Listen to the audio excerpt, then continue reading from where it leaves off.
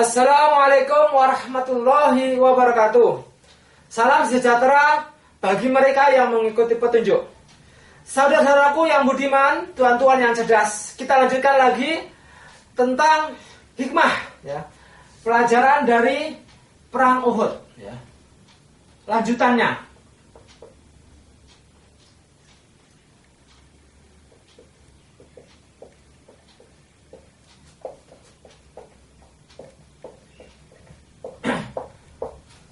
Sebagaimana yang telah kami sampaikan pada seri seruan Supala sebelumnya, bahwa perang Uhud ini memiliki dampak yang luar biasa terhadap perkembangan zaman, ya, perkembangan sejarah manusia, ya, sampai sekarang, ya, insya Allah sampai nanti hari kiamat. Nah, demikian banyak nilai-nilai, ya, maknawiyah, imaniyah yang bisa kita jadikan sebagai suri teladan, ya, sebagai cermin kehidupan kita.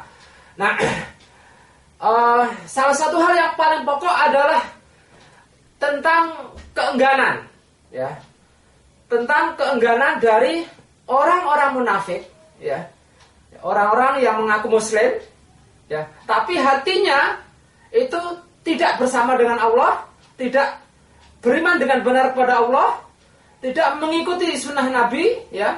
Hanya lahiriah saja. Dan memang hatinya tidak ingin berjuang untuk menegakkan Islam, berjuang untuk menegakkan nilai-nilai yang datangnya dari langit, dari Allah Subhanahu wa taala. Tapi dia memang cenderung fasik. Fasik itu mendahulukan, ya, kepentingan duniawinya, ya kan? Motivasi hidupnya untuk kepentingan nafsu-nafsu duniawi dirinya dan keluarganya. Nah, ini terungkap di dalam surat At-Taubah, ya.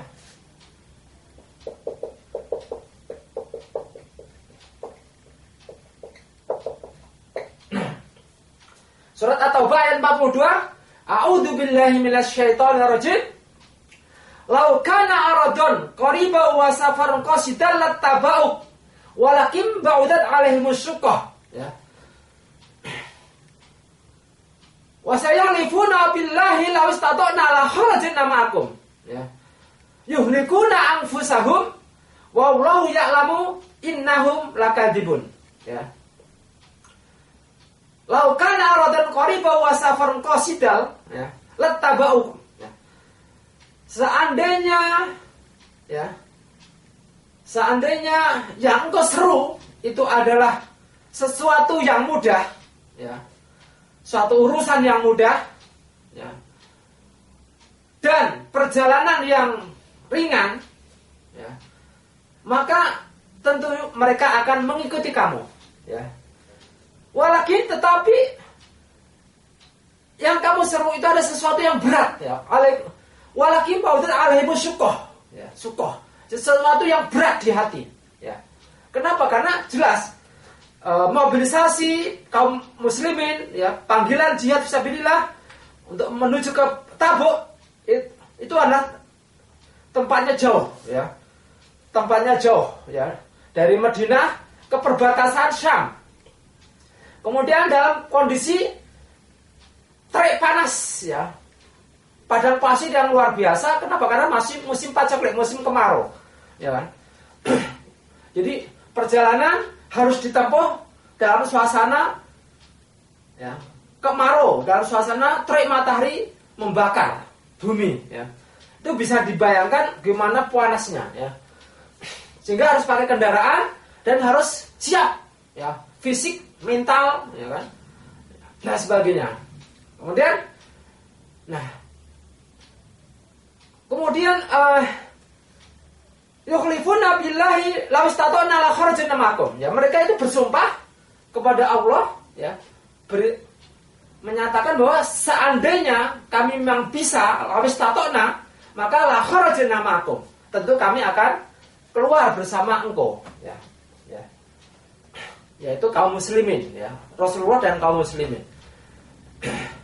Nah, maka kemudian Allah katakan yuhlikuna anfusahum, maka mereka membinasakan diri mereka sendiri, ya.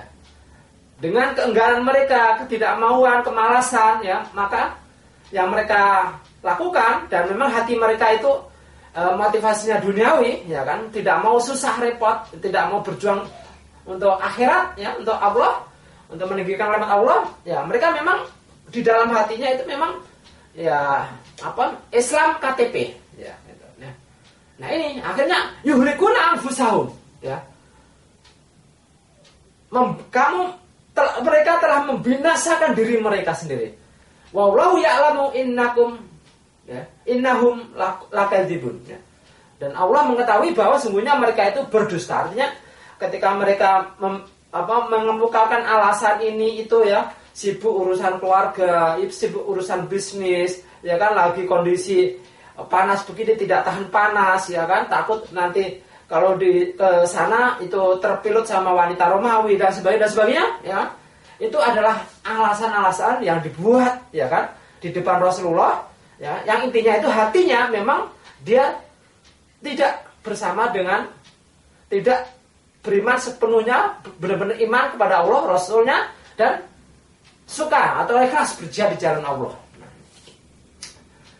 Saudaraku yang budiman, Tuhan-Tuhan yang cerdas, ya. Perjuangan, ya. Kita di dalam hidup ini kita memiliki misi, ya. Misi yang sudah ditentukan oleh Allah kepada semua manusia. Misinya apa? Yaitu supaya kita beriman kepada Allah semata, tauhidullah, tidak mempersekutukan Allah dengan apapun, ya. Kita melakukan sesuatu kebaikan untuk Allah, bukan untuk pamer kepada manusia, bukan supaya disanjung menjadi orang yang soleh, supaya dikatakan sebagai orang yang baik, dermawan, tidak, ya. Kita benar-benar melakukannya untuk Allah Subhanahu wa taala, ya, dilihat maupun tidak dilihat oleh manusia, ya. Hati kita, ya, untuk Allah Subhanahu wa taala. Perilaku kita haturkan pada Allah Subhanahu wa taala. Itulah keimanan yang kokoh, ya. Kita hubungan, ya, silatubillah, hubungan dengan Allah, ikatan dengan Allah kuat, ya. Paling kuat, ya, di antara hubungan yang lain. Kemudian kita mengikuti sunnah-sunnah Rasul, ya, perjuangan hidup Rasul, ya. Jadi ketika kita mengikuti taat kepada Rasul, ya, beriman kepada Rasul, itu artinya kita mengikuti, ya, semua hal, ya, perilaku kehidupan, perjuangan, ya, semangat hidup, ya kan, yang diemban oleh Rasulullah Muhammad SAW. Ya, Rasulullah adalah hidupnya penuh dengan perjuangan. Dari sejak diangkat menjadi Nabi Rasul, ya kan, di Mekah, kemudian hijrah di Madinah sampai beliau wafat, hidupnya adalah penuh dengan perjuangan untuk menegakkan kalimat Allah di muka bumi, menegakkan Islam dalam dirinya, dalam lingkungan masyarakat, untuk seluruh umatnya. Itulah misi kita. Ya, misi kita dihadirkan, dihidupkan, diciptakan Allah di muka bumi ini. Ya, kita ketika Rasul sudah wafat, maka kita lanjutkan itu. Ya, nah itulah, ya, misi utama keberadaan kita di dunia ini, ya, sehingga kita berharga di mata Allah Subhanahu wa taala, sehingga kita layak masuk ke dalam surganya Allah Subhanahu wa taala. Ya. Dan kita layak, pantas untuk terhindar dari api neraka, pantas untuk mendapatkan ampunan Allah Subhanahu wa taala nanti di hari kiamat. Kenapa? Karena kita berjuang sungguh-sungguh di jalan dakwah, dalam jihad fisabilillah, ya. Menegakkan kalimat Allah di muka bumi, menegakkan kalimat Allah di muka bumi, nilai-nilai Islam dalam diri kita, dalam masyarakat kita, ya. Kemudian kisah lain yang mungkin sangat penting adalah terkait dengan Abu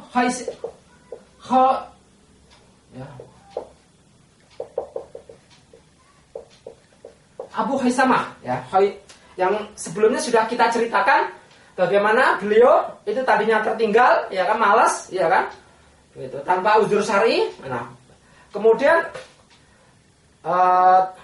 Allah berikan hidayah kepadanya, ya kan. Ketika sudah tertinggal, dia ngejar, ya kan. Nah ini, ya.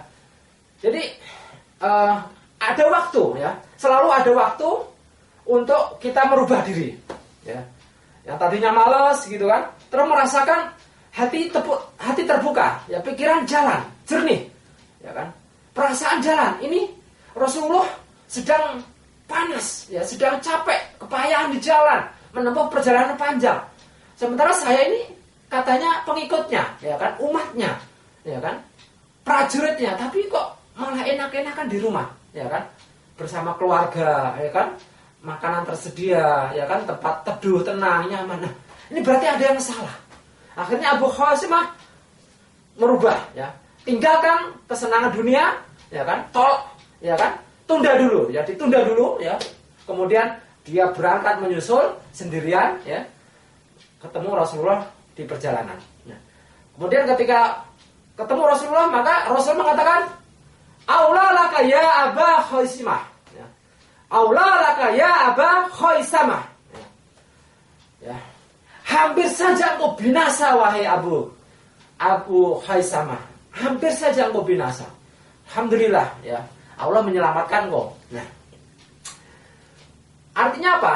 Artinya nilai-nilai ini yang harus kita ingat-ingat terus, ya. Selama ini kita sibuk tenggelam dengan duniawi, ya kan, kesenangan duniawi, mengejar duniawi, ya kan, sibuk dengan keluarga, ya kan, membahagiakan keluarga.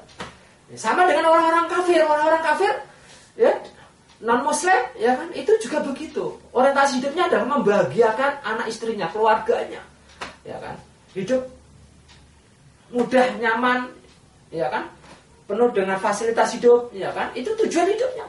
Karena memang tujuan hidup mereka di dunia ini semata, ya kan, ya, mereka tidak beriman kepada hari akhirat dengan benar, sehingga mereka hidupnya hanya dipersiapkan untuk di dunia ini saja. Sementara bagi orang beriman hidupnya adalah untuk akhirat, ya kan, seperti itu. Nah, kemudian kita bisa melihat kisah Abu Dzar, ya. Ini adalah kisah yang sangat terkenal sekali, Abu Dzar Al-Ghifari, ya. Beliau Abu Dzar itu ikut bersama rombongan, ya, berangkat bersama Rasulullah dan kaum muslimin, ya kan, 30.000 itu. Tetapi kuda beliau, ya, itu memang jalannya lambat, ya, sehingga jalannya lambat, akhirnya makin lama makin tertinggal dari rombongan, ya. Ya, sementara kaum muslimin berjalan normal, ya, sementara dia kudanya pelan-pelan gitu, ya, tidak bisa, ya. Mungkin ada kondisi kesehatan yang kurang sehat gitu kan, ya. Dipaksa berangkat memang karena harus gitu. Nah, akhirnya Abu Dzar kemudian tertinggal makin lama, ya, rombongan Rasulullah dan kaum muslimin berjalan, ya kan. Kemudian Abu Dzar makin lama makin ketinggalan di belakang, makin lama makin jauh, ya kan. Sampai suatu ketika kudanya sudah tidak bisa berjalan, ya kan. Ya. Akhirnya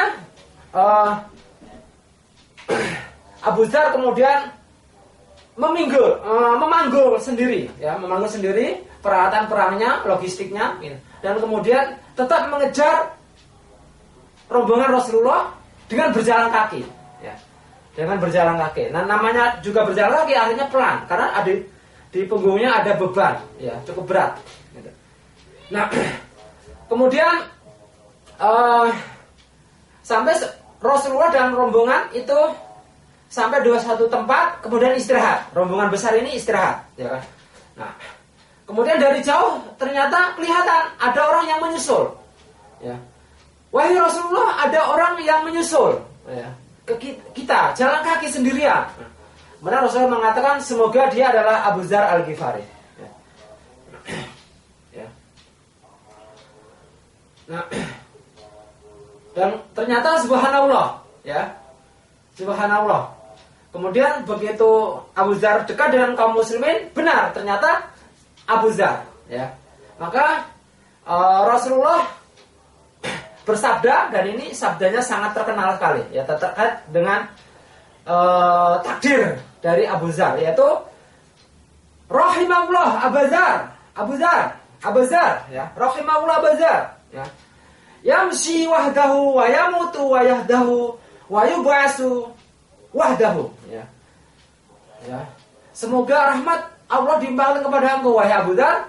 Engkau berjalan sendirian, kemudian nanti akan mati sendirian, dan nanti di akhirat akan dibangkitkan sendirian.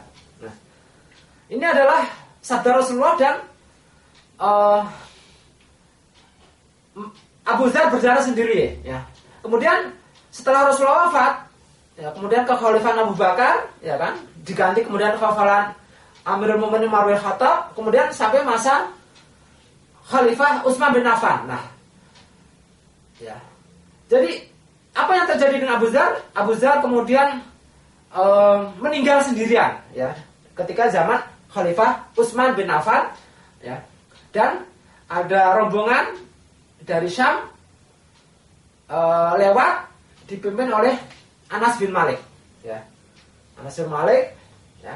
Kemudian subhanallah, ya, ketika mendapatkan Abu Dzar meninggal sendirian ditemani anaknya, ya kan, maka benarlah sabda Rasulullah bahwa Abu Dzar akan wayamut wahdahu, ya, akan meninggal sendirian, ya.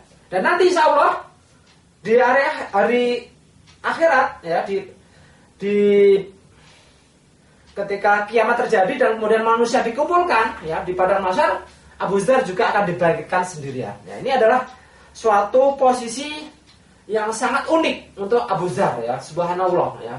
Subhanallah, Allah Akbar. Nah ini, beliau sangat komitmen dengan garis perjuangan Rasulullah, ya. Dan beliau memiliki pola hidup yang luar biasa, ya. Hidup sederhana, ya kan. Komitmen kepada Islam, ya kan. Subhanallah, Allah Akbar. Nah, saudaraku yang budiman, tuan-tuan yang cerdas, ini Abu Dzar adalah sosok yang luar biasa, ya. Dan kita bisa banyak mempelajari kisah hidup beliau. Nah, kemudian ada suatu cerita kecil, ya, suatu cerita kecil yang terjadi ketika perjalanan Rasulullah menuju ke Tabuk, ya.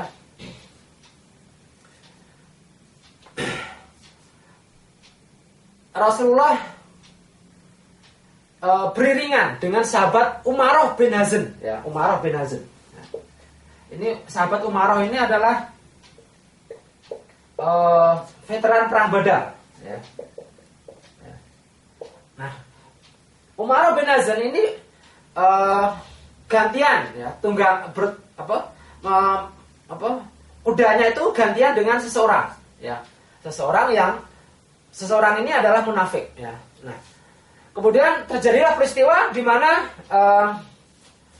dalam perjalanan itu salah satu onta, ya, Rasulullah itu menghilang, ya, pergi lari sendiri, ya, karena pasukan besar, ya kan, kemudian kuda, onta, ya kan, itu juga banyak, ya kan, sehingga salah satu onta Rasulullah itu hilang, ya, hilang dari kumpulannya, ya kan, dicari-cari tidak ketemu. Nah, kemudian Rasulullah memerintahkan untuk mencarinya, nah, dan tidak ketemu, belum ketemu juga. Nah, kemudian orang yang satu tunggangan dengan Umar bin Hazn ini, ya, itu kemudian mengatakan kepada Umarah, ya, itu, dan dia memang munafik, ya. Yang satu yang konon namanya adalah Zaid, ya, Zaid. Nah, Zaid ini mengatakan kalau memang itu Muhammad memberikan kabar kepada engkau tentang berita-berita langit, ya kan, mengaku sebagai nabi dan menyampaikan berita-berita langit, ya, kepada kaum muslimin, ya. Tapi dia sendiri, ya, tidak mengetahui di mana untanya, ya, di mana untanya ada, gitu kan. Nah, kemudian itu didengar oleh Rasulullah.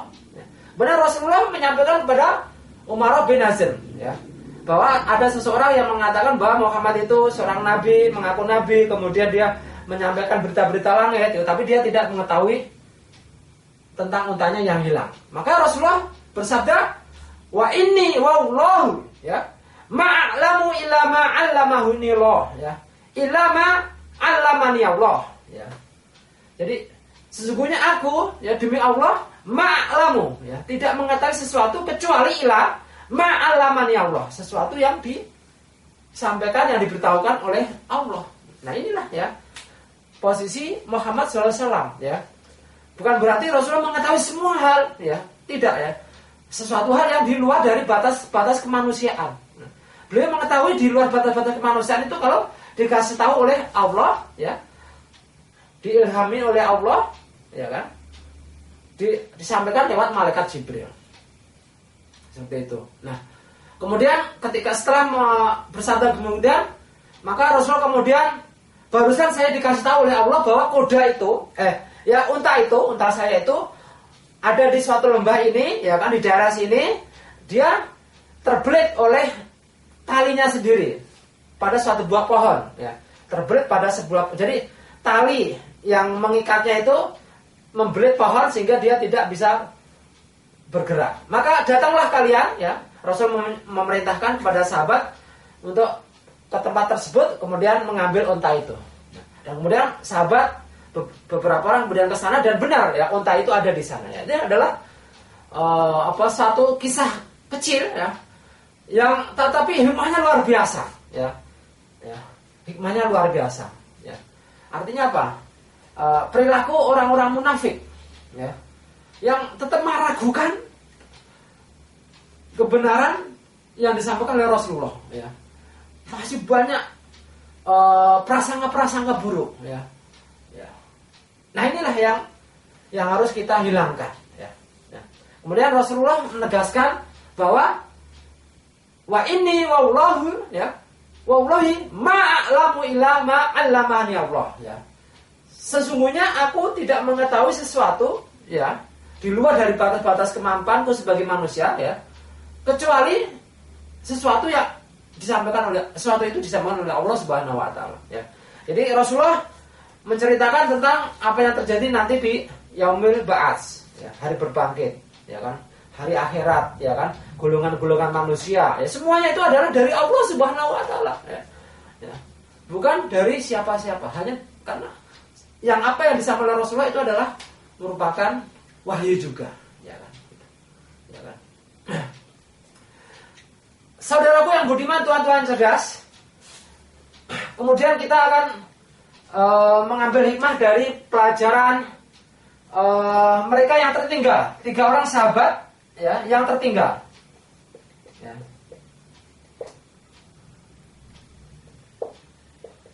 Yaitu Ka'ab bin Malik, ya. Kemudian Hilal, ya, Hilal bin Umayyah.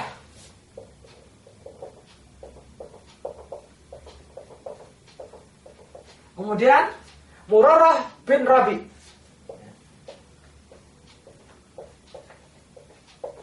Nah, dari ketiga orang ini yang muda itu adalah Ka'ab bin Malik. Ya, Ka'ab bin Malik ini kita tahu beliau adalah ikut dalam perang Badar, perang Uhud juga, ya.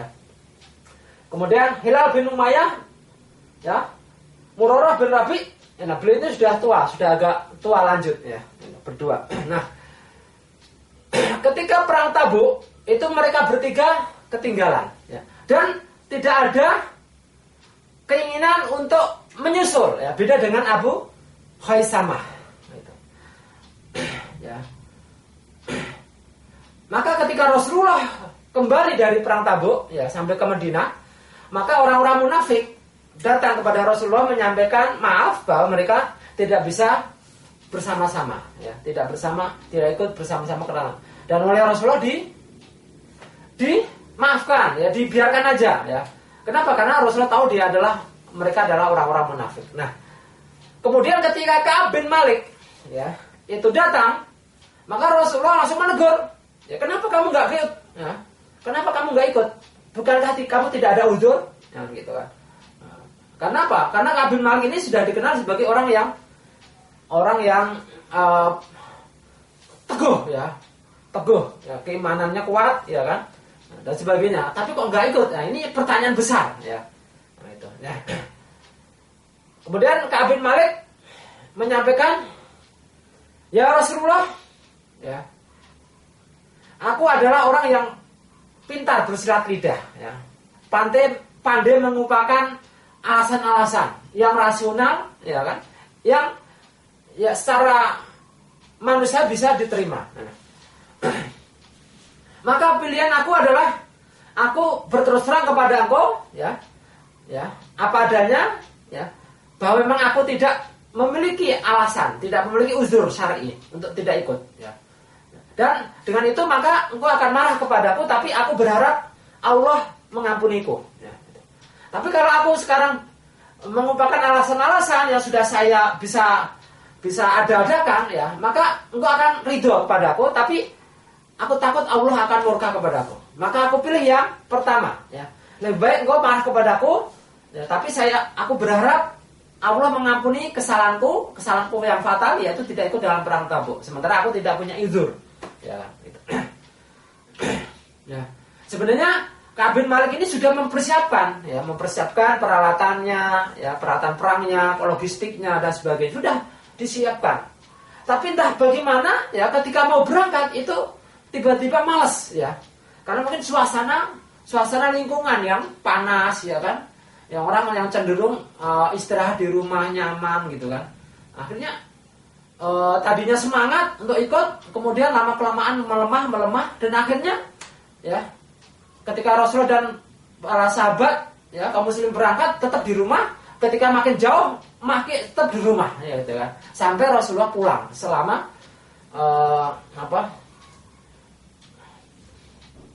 berpuluh-puluh hari, ya, seperti itu. Nah,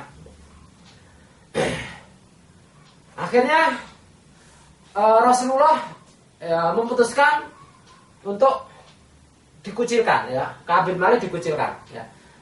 Rasulullah memerintahkan kaum muslimin untuk memboikot, ya, tidak boleh berbicara, ya, tidak boleh berbicara kepadanya, ya, tidak boleh menjawab salam kepadanya.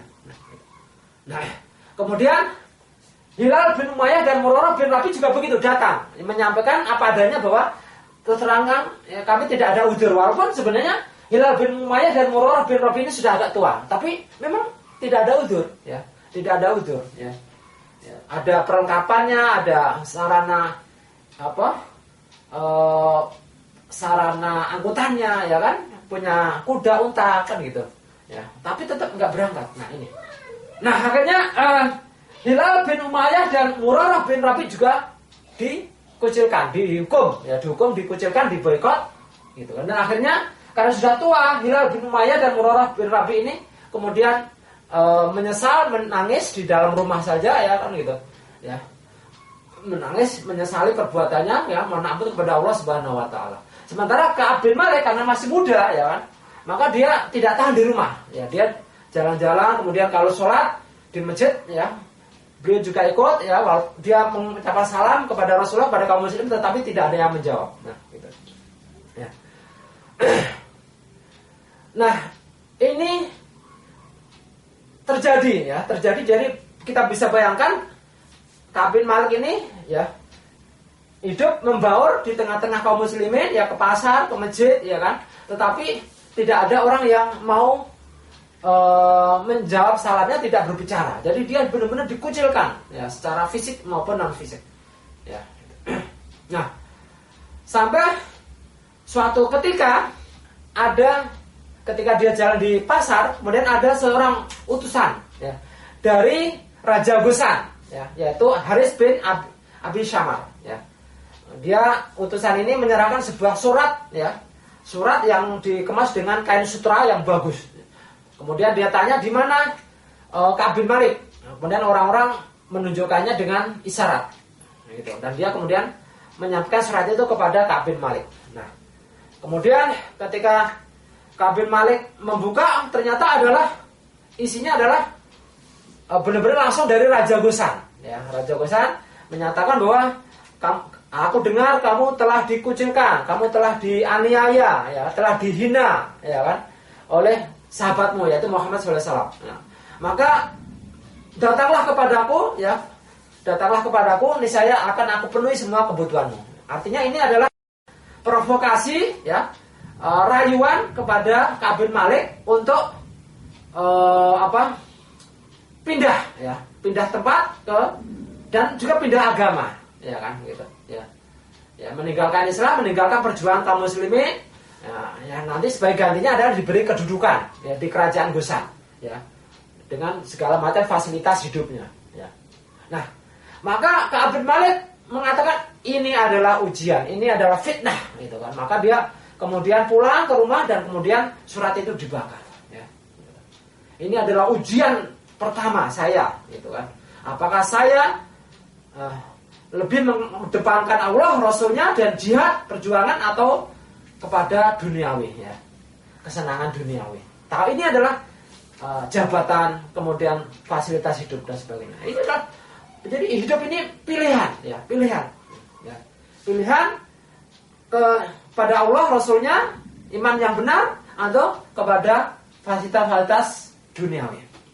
Nah, kemudian sampai 40 hari, ya, 40 hari Ka'ab bin Malik ini dibaikat. Nah, setelah 40 hari kemudian turun perintah dari Rasulullah, ya, kepada Ka'ab supaya selama ini Ka'ab bin Malik itu masih bersama dengan istrinya, ya, walaupun di baikat kaum muslimin tapi masih bersama istrinya. Kemudian setelah itu turun perintah supaya dia juga menjauhi istrinya.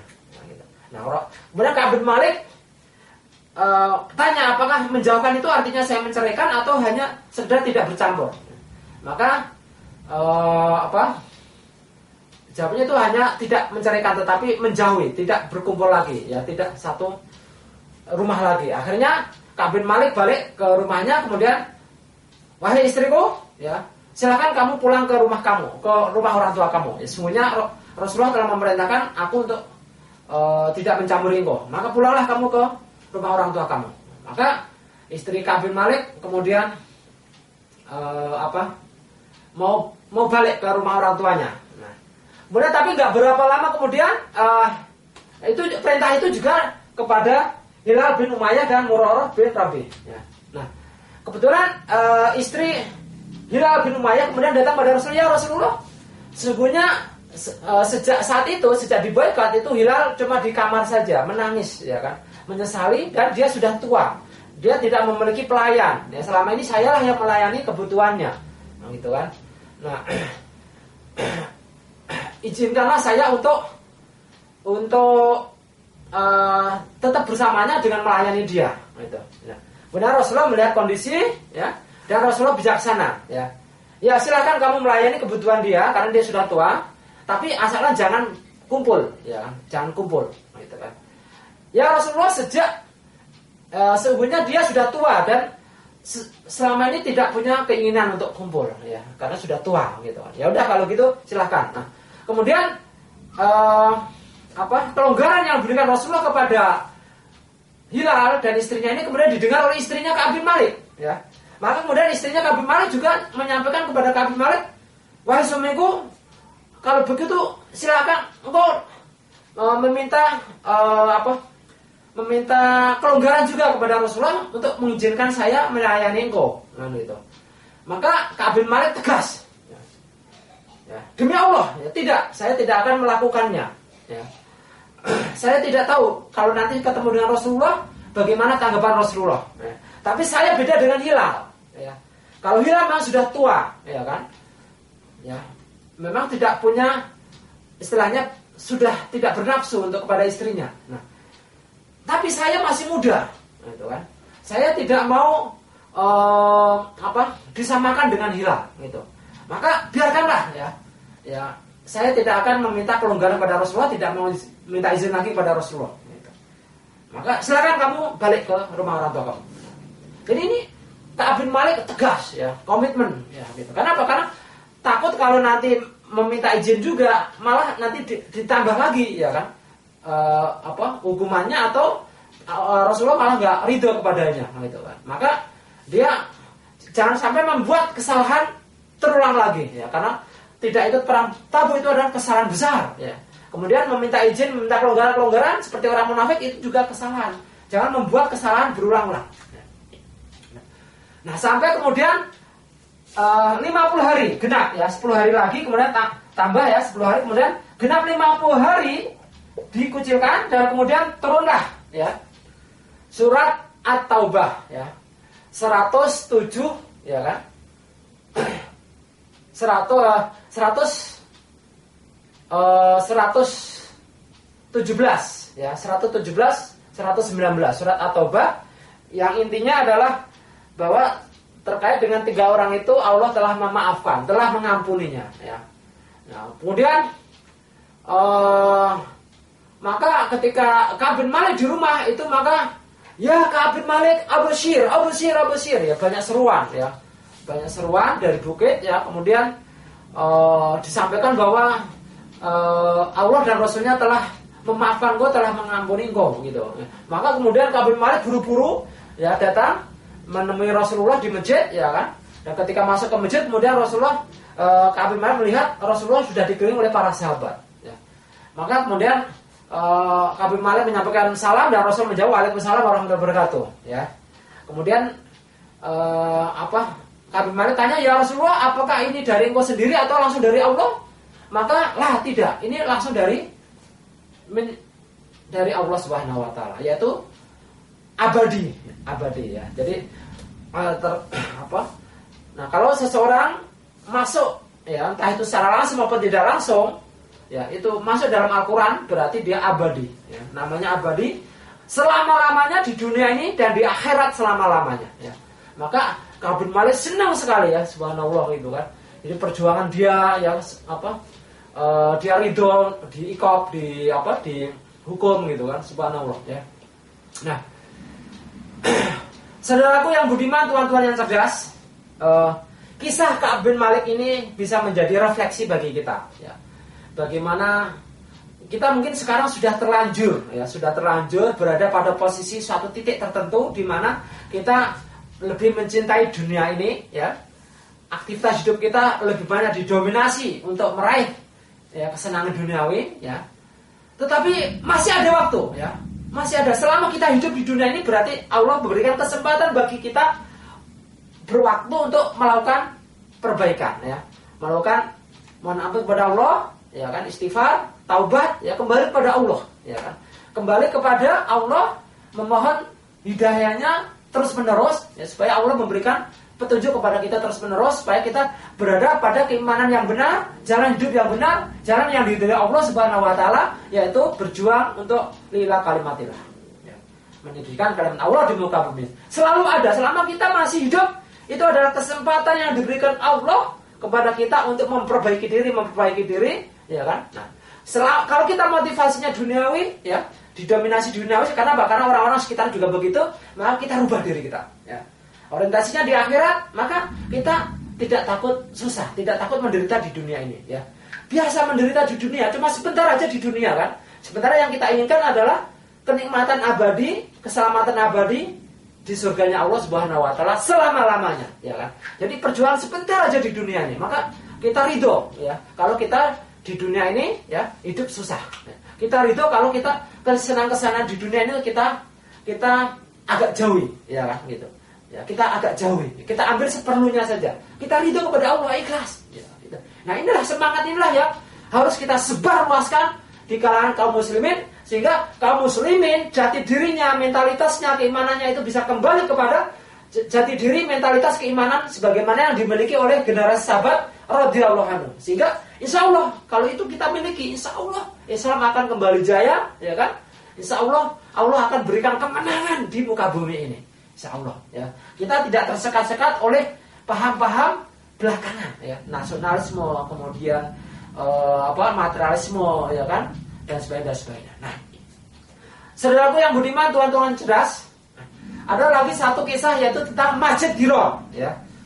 Masjid Dirar ini adalah masjid yang dibangun oleh kaum munafikin, ya kan, yang mereka itu dibangun lebih bagus daripada Masjid Quba, masjid pertama kali, ya.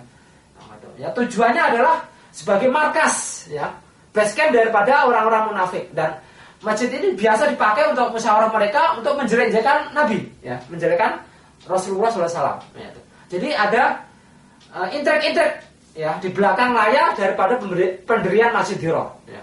Dan ketika Rasulullah mau berangkat ke Tabuk itu mereka minta izin Rasulullah supaya Rasulullah berkenan untuk sholat di dalamnya, ya, karena sudah dibangun. Nah, kemudian Rasulullah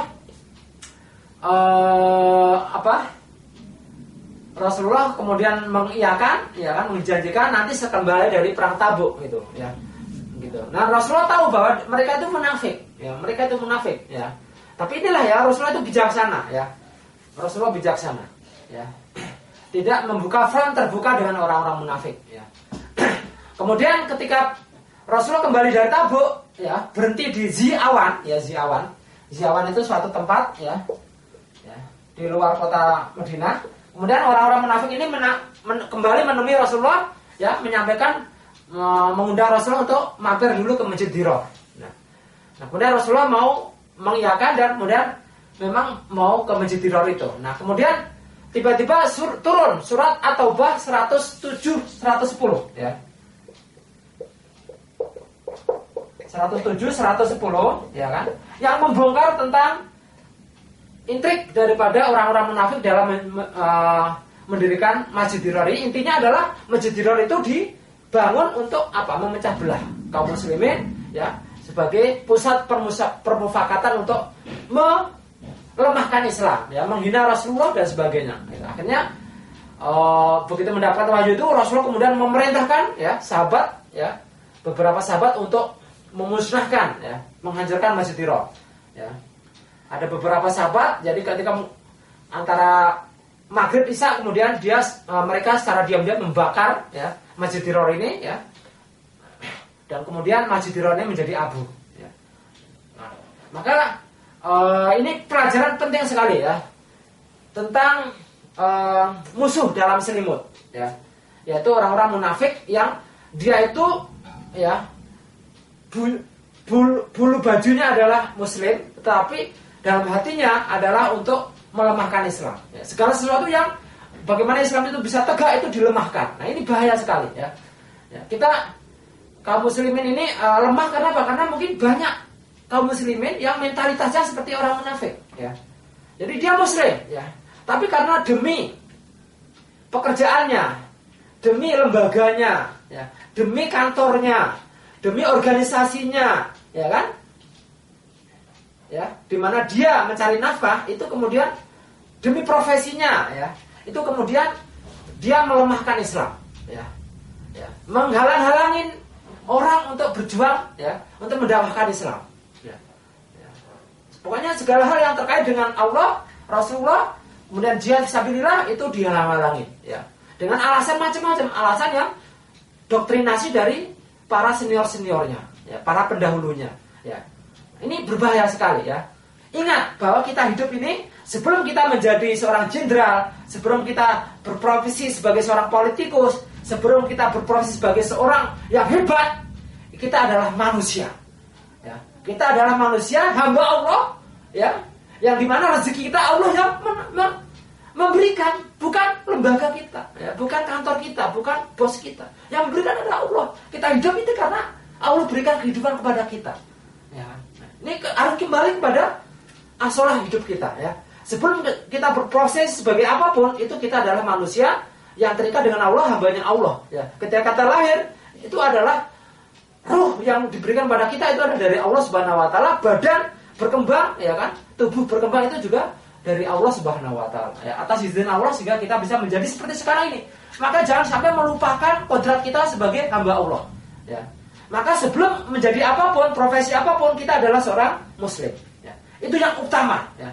Ketika menjadi muslim, jangan sampai memusuhi Islam, jangan sampai menghalang-halangin gerak dakwah Islam, ya. Karena itu adalah misi perjuangan para nabi dan rasul, misi, ya, yang diperintahkan Allah sehingga Allah ciptakan jagat raya ini, ya kan?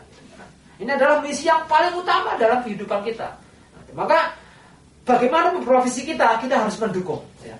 Mendukung bagaimana supaya Islam ini tegak kembali di muka bumi, hukum-hukum Allah tegak di muka bumi. Karena apa?